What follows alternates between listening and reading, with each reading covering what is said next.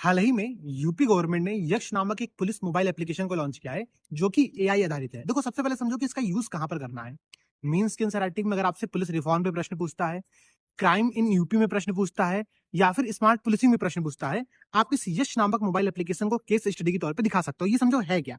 तो ये संदिग्ध अपराधियों का, उनके लोकेशन डेटा का, उनके मूवमेंट पैटर्न का और उनके डिजिटल फुटप्रिंट के आधार पर एक पूरी क्राइम को रोकने के लिए उसको डिटेक्ट करेगा, उसके प्रिवेंशन पे काम करेगा और त्वरित कार्रवाई में मदद करने वाला है। ठीक है, समझो इसके अंतर्गत है क्या।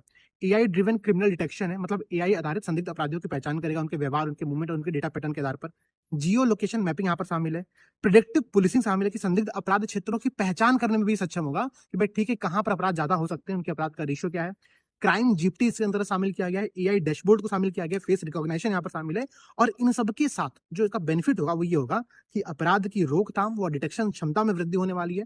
इसके साथ साथ जो डिसीजन मेकिंग है इस पूरे चीज में, इस पूरे प्रोसेस में, उसमें साइंटिफिक अप्रोच यहाँ पर शामिल होगा, वैज्ञानिक क्षमता यहाँ पर शामिल होगी। ठीक है, जनता का जो ट्रस्ट है पुलिस सिस्टम पर वो यहाँ पर मजबूत हो सकता है। लेकिन समस्या देखो, समस्या यहाँ पर कुछ कुछ शामिल है, जैसे कि डेटा सिक्योरिटी एक बहुत बड़ा क्राइसिस है।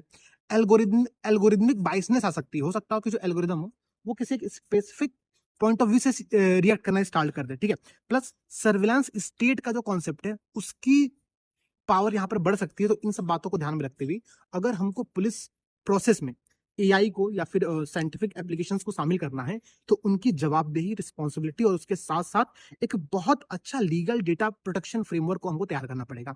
इनका पूरा प्रयोग आप लोग अपने मेंस की एंसर राइटिंग में कर सकते हो। और कमेंट में मुझे एक बार बताना कि यच मोबाइल के बारे में आपने इससे पहले सुना है कि नहीं।